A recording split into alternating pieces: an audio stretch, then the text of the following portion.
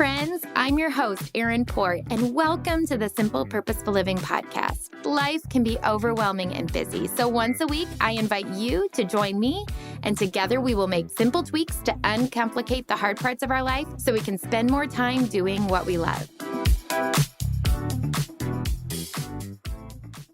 Welcome to the show, Myquillyn. I'm so excited you're here.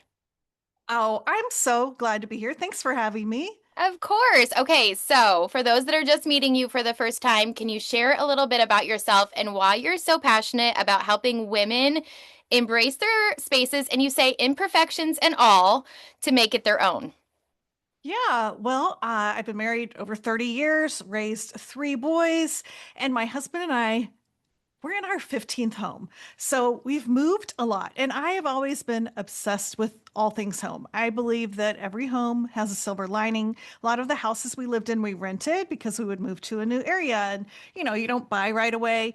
But the reason I love helping women on the internet is, I usually talk about decorating and sometimes decluttering, but mostly decorating. And the reason is not so that we can have a home to show off to our neighbors. No one wants that. We want a home, honestly, so we can kind of forget about it and use it, have people over, have a place to come home to and feel relaxed and rested and just, it's supposed to be our partner. And instead, a lot of us are stressing out about it, or our cortisol goes up when we come home. We don't want that at all. So I see the world through house colored glasses. It's pretty much all I talk about. I love that. I moved every 2 years growing up. So I think my mom decided they've lived in like 21 homes and 42 years of marriage. So my mom and you have a lot in common. And she was the queen of making every house a home and a place that was just a soft landing for us. And that's what I always want for my listener is their home should be their happy place, a place of refuge and rest. And oftentimes, like you said, it stresses them out. And so you wrote this brand new book called House Hushing, where you share with readers how to quiet the visual noise of their home without losing their personal style, which I love. So can you talk to us a little bit about what house hushing is and how this might make our life a little bit easier? Yes. Well, I think I wrote it a little bit in response to the minimalism message out there. And I love minimalism. I love minimalists. I have so much respect for them. I want to be like them. The problem is, I love beautiful things. I'm obsessed with beautiful things. I love a cozy home. I love a welcoming home.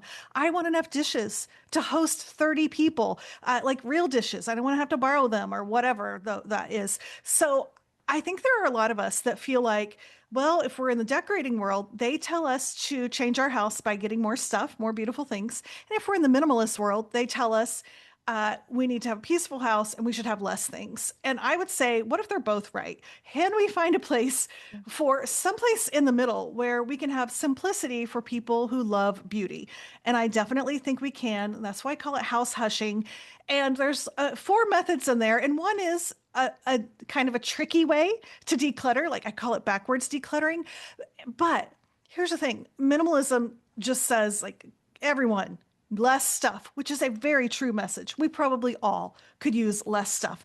But I think there are more ways than just getting rid of stuff to turn down the visual volume of our home. When you think about when you walk in, what usually makes you either feel relaxed and you can exhale or stressed is the visual noise from everything in your house. And that visual noise is everything you own that is on display, that is each taking a little bit of your attention. Wash me, clean me. You haven't put me away yet. Move me before you can put the groceries down. Return me. You forgot to turn me in. Look at me. Finish crocheting me. All of those little voices, even beautiful styled things, the beautiful coffee. You haven't dusted me. Light this candle. Like all of these things. You should appreciate me. I'm beautiful. Give me a pet. Like all of those things are asking and taking a little bitty chunk of our sanity, of our ability to relax in our own home. And we don't want anything in our life stealing our attention, especially not our home, which is supposed to be the most peaceful place. So I like really coming from like a decorator mindset, thinking, yes, I definitely think I need to declutter, and I've got ways to do that. And we can talk about that, but also there are other ways to make sure we are lowering the visual volume, decorating tools. Like, for example, I think we've all been in homes that have had This is like an extreme example, like really loud wallpaper that's bright colors and maybe a big pattern. And that, for some of us, we know we can say like, oh, that's overstimulating or that's too much for me. So we can recognize that. And it's not for some people it is. There's no right or wrong. But we recognize that sometimes, big bold prints or big bright colors or maybe a big contrast, a black and white stripe can feel overstimulating. There are at least 10 factors like that in decorating that we get to control. We can turn up the cozy volume or we can turn them down. Right now, one of the most popular things in decorating is to do a color drenching. Mm. And I love color drenching. And it's actually doesn't have to be something not for a minimalist can color drench. I think if you do a wall that is just, how people do an accent wall, like I'm going to do a bright red accent wall, that's actually more jarring than doing everything in the room red because there's less contrast that way. And so there are things that we can take advantage of. There are ways that we can address the season that turn down the visual volume. There are ways that we can honor the soulful, meaningful things in our home, and we can display those in a way that address the visual volume. And that's what house hushing is all about. I love that. Think it was years ago. This is dating me, but I think that you talked about, I remember on the internet, you sharing about how you have a tray or a platter on your kitchen counter and you put all the items on the kitchen platter or the tray to corral them. And that takes lots of items down to just one item visually. And it's always stuck with me of like, how can I take lots of little bitty things on a counter and put them into a tray to make it look less visually? So even that tiny tweak kind of hushes the noise, like you said, of your space.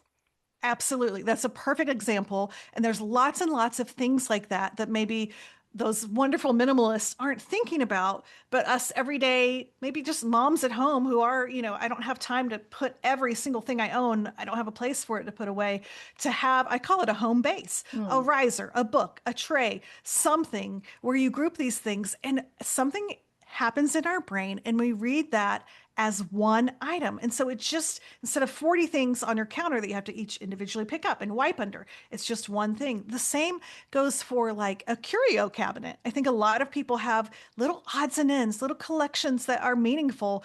And when you put, a 2-inch figurine on your mantle, it gets lost. It looks like, kind of disjointed. But if you have one main place, like a little cabinet or a treasure box or something like that, I really love a curio cabinet that has actual doors Mm. with glass. That way you see them. When you open it, it's like pure chaos in there.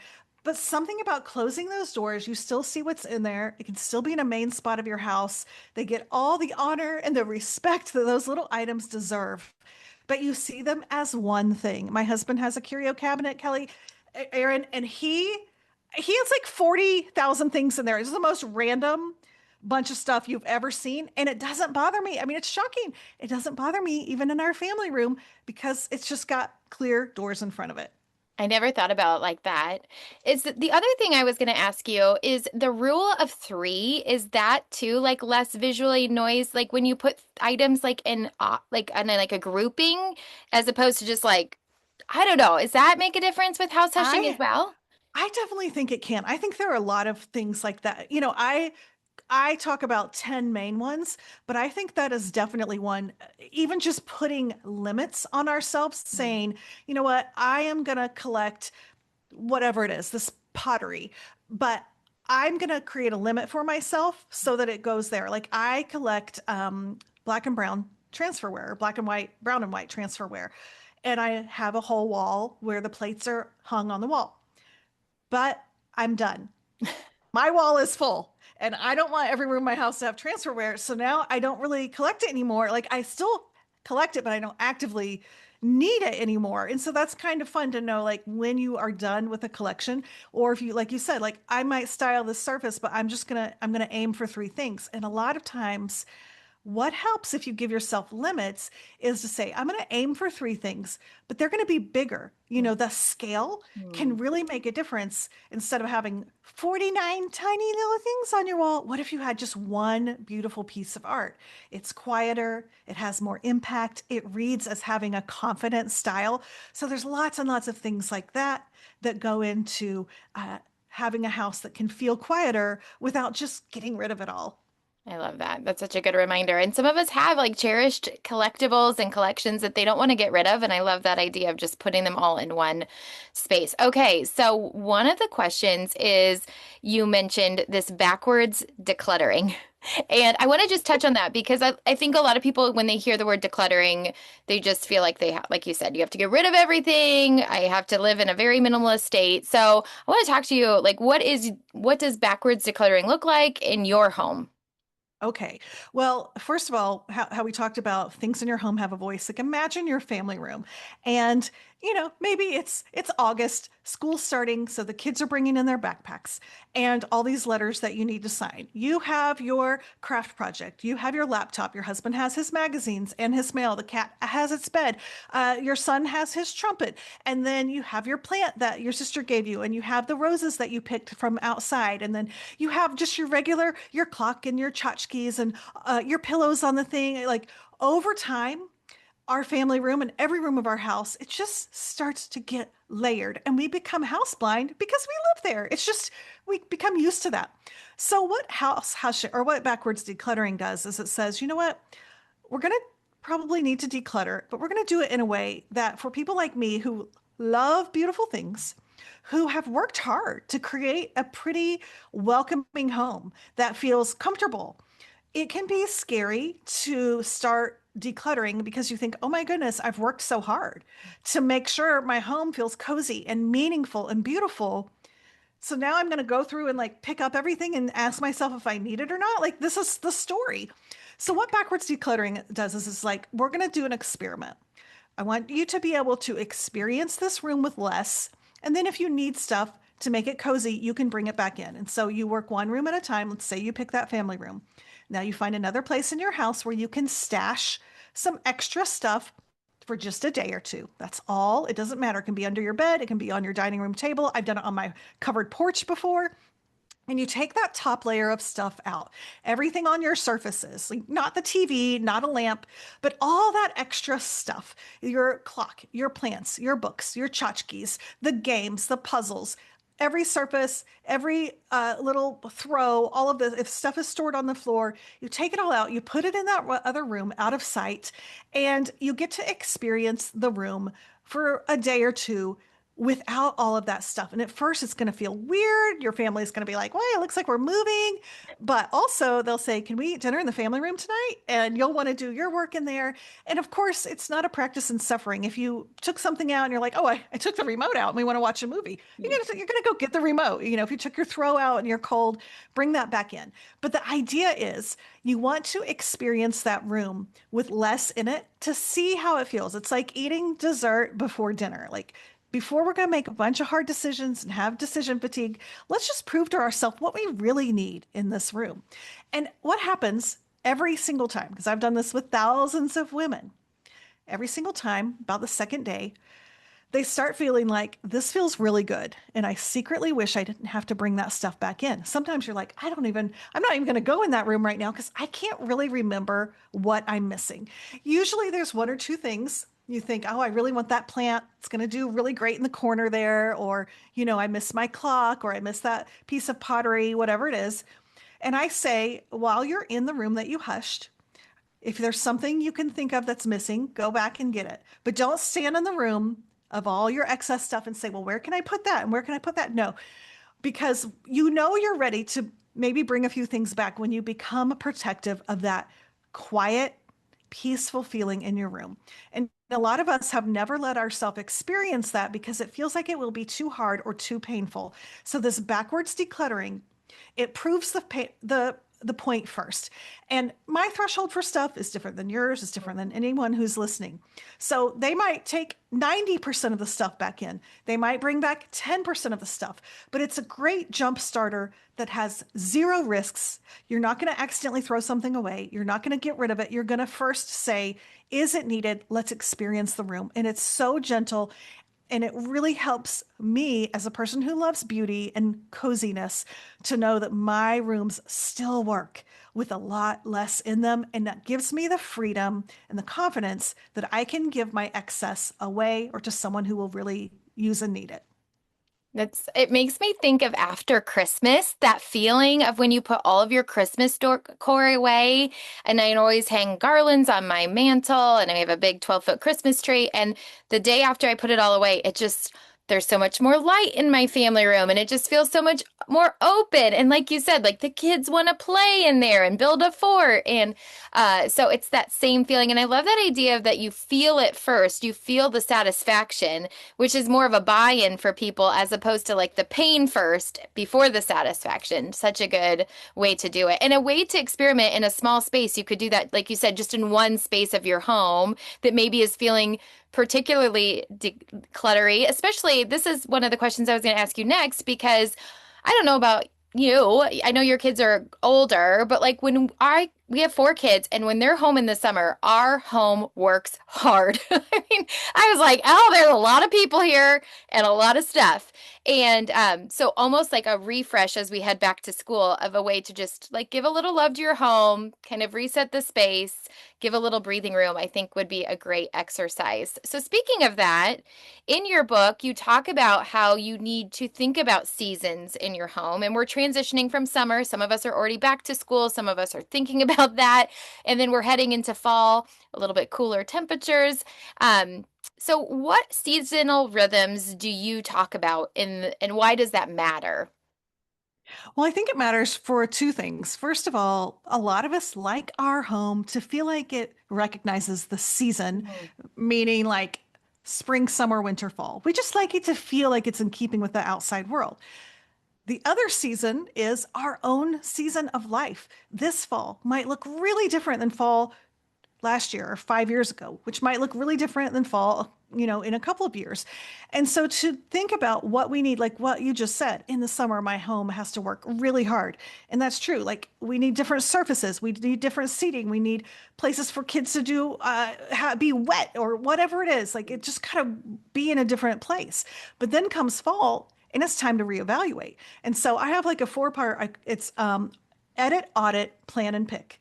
It's kind of the change of each season. So at the end of summer, you just edit. You walk around and you say, okay, it's the end of summer. What are we not going to need for 9 months? The beach towels, the picnic baskets, the essential oil for the mosquitoes, anything sitting out. Oh, they're probably not going to need the Legos downstairs. Those come back, go to the back to the playroom. Maybe there's like grill supplies and it gets cold early wherever you live. And so you're going to pack those away, like anything like that. I just go through a quick, like, what are we kind of done with right now?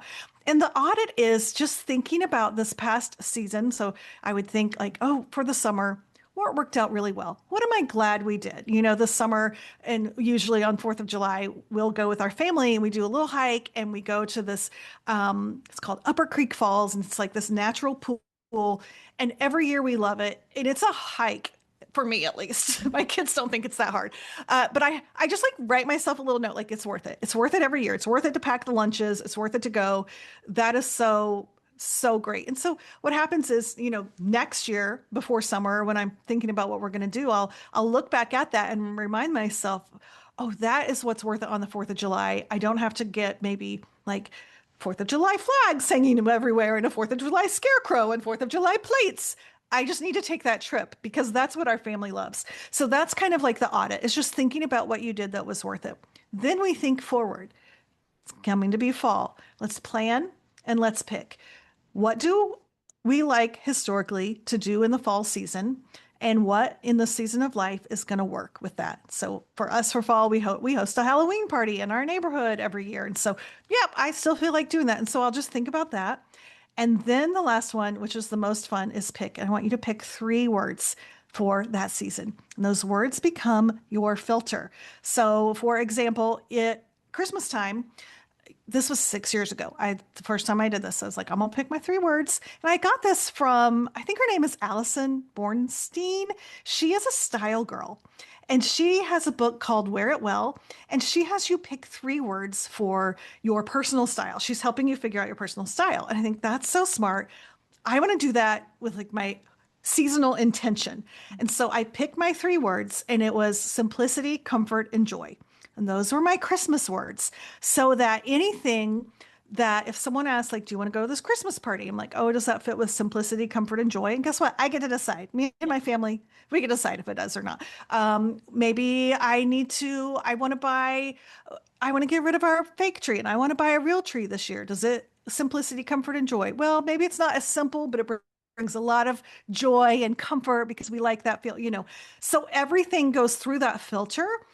And that way, if I think, oh, Target has these new Christmas villages and they're like this big and there's like a collection of 35 and they would be so cute. And then I ask myself, well, does that fit in with simplicity, comfort, and joy? Probably not. And so it's more helpful because I've already said my intention and then it helps me keep a hushed seasonal home. I love that. That's such a good reminder and simple. And it makes it, like you said, like it helps you. I think we make so many decisions in our life, not alone, just not about our house. Kind of helps you make the filter a little bit smaller to Yeah. be able to just say, okay, that's an easier decision having the three words. I love that. I'm going to be thinking about my three words for fall.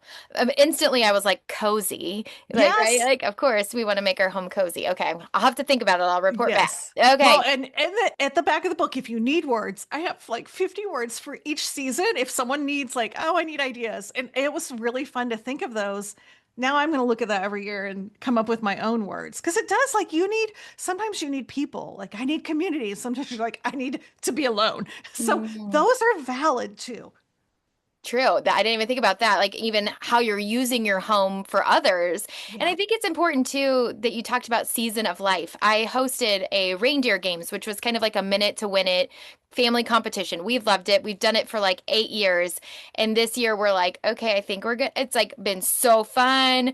But I was like, in this season of life, I think we're going to set it aside for a year. And I think it's important to allow ourselves to say, like, that's okay. That's Yeah. okay. We did it one season. Our season of life looks different now. We might set it down for a season and then we can always pick it back up. That's the beauty of that and how we use our homes.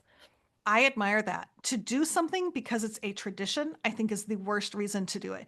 You have to have more reason than, but it's tradition. That's the worst, most boring reason ever. Think about your intention and why you're continuing to do something.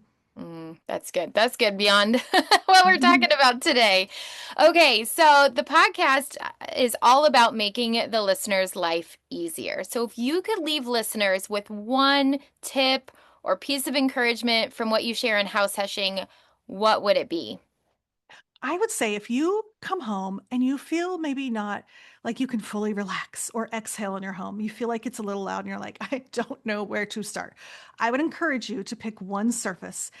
Let that be maybe the hardest working surface in your house. A lot of times that's the kitchen island. And just experiment with hushing it. Just clear it off.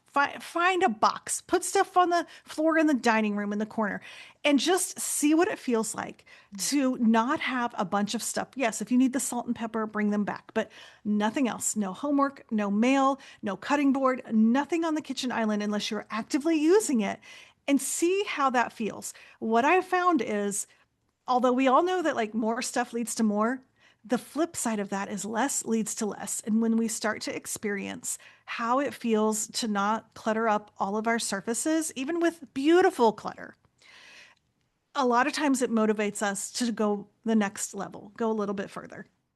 I love that. I always say small steps leads to big progress, right? You start to feel that evidence. You're not stuck anymore. You're able to take the next step and then the next step, and that momentum carries you forward. That's so true. I had Kate from Naptime Kitchen on a couple of Mays ago, and she cleared her fridge front.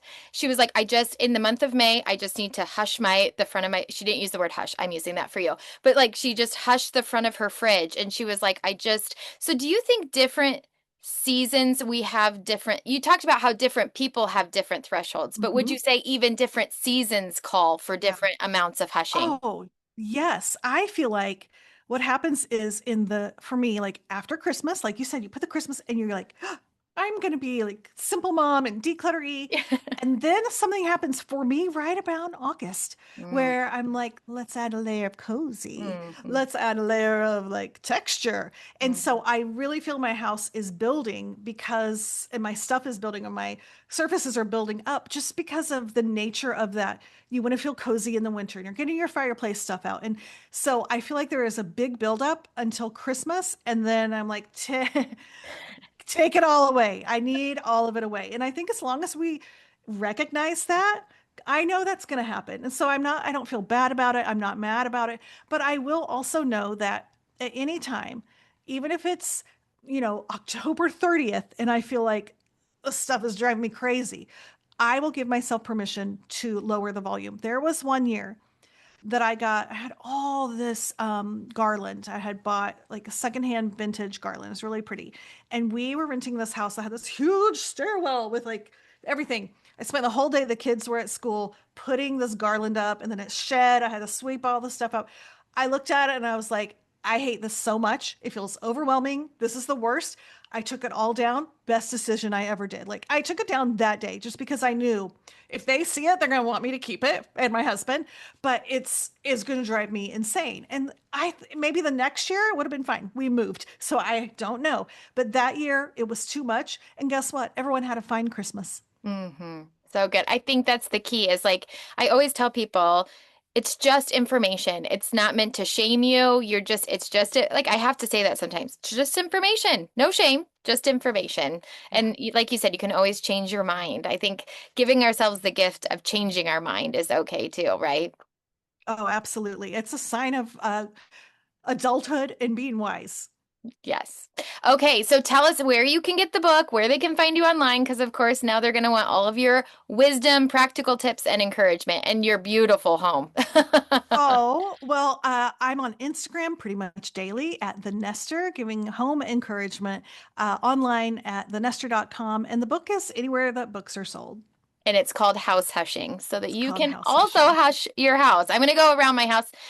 I always say this podcast is for my listener, but then I always leave the podcast super motivated and inspired. So thank you so much. Okay, I asked two questions to every guest. This has nothing, it doesn't have to have anything to do with your house.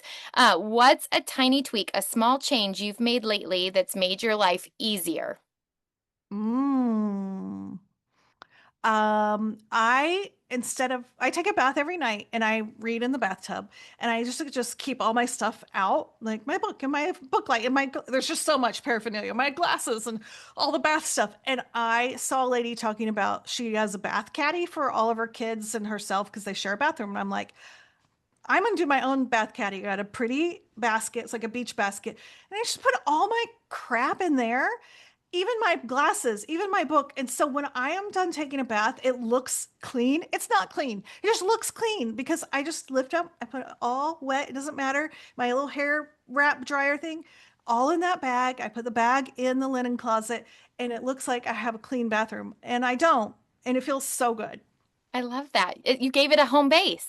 I know, right? It is. I know you said it doesn't have to be about your house, but my entire life is about my house. Yeah, any question is gonna be about my house for me.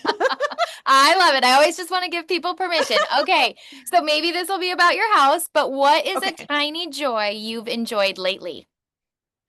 Tiny joy. Oh, I have a long-haired cat and I like brushing her. She's Oh, just so sweet. Now, she doesn't like to be brushed, but I'm trying to learn like her. She's old, but I'm still trying to figure out her personality where I can brush her without just like having my husband feed her snacks nonstop and me holding her down. And so it's been kind of fun. Like, oh, I just need to get to know my cat. And so now I just squeeze out her treats on the front of the washer and she's like, nom, nom, nom, nom, nom, and I can brush her myself.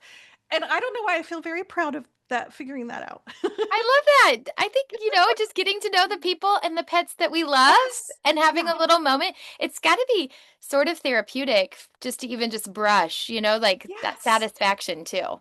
Yeah, I know. I see those cats. They're like, oh, brush me. My cat is not like that at all. I wish. If your cat doesn't want their hair brushed, I love getting my hair brushed. My kids are always like, "Do you want to play salon?" I was like, "Yes, brush my." That's good.